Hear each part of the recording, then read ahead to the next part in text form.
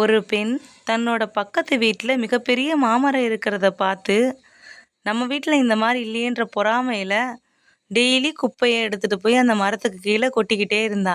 இந்த மாதிரி செஞ்சால் அந்த வீட்டிலேருந்து யாராவது அவங்க கூட சண்டைக்கு வருவான்னு நினச்சா. ஆனால் யாருமே அவ கூட சண்டைக்கு வரல. இதே மாதிரி தொடர்ந்து குப்பையை கொட்டிக்கிட்டே இருந்தா. ஒரு நாள் அந்த மரத்து சொந்தக்காரர் பழம் நிறைய கொண்டு வந்து அந்த அம்மாட்ட கொடுத்தாரு. அந்த அம்மா சொன்னாங்க, நான் மனசு கேட்காம நான் தான் இந்த மரத்துக்கு கீழே டெய்லி குப்பை கொட்டினேன், எனக்கு எதுக்கு இந்த பழம்லாம் தரீங்கன்னு கேட்டா.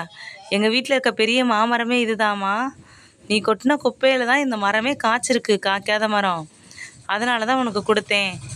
இதே மாதிரி நம்ம மேலே வன்மம், கோபம், பொறாமைன்ற குப்பை கொட்டுவாங்க. அந்த குப்பையெல்லாம் உரமாக்கி இந்த மாமரம் மாதிரி உங்கள் வாழ்க்கையில் ஜெயிச்சு காமிங்க ஃப்ரெண்ட்ஸ். என்னோட இந்த வீடியோ பிடிச்சிருந்தா லைக் பண்ணுங்கள், ஷேர் பண்ணுங்கள், சப்ஸ்கிரைப் பண்ணுங்கள்.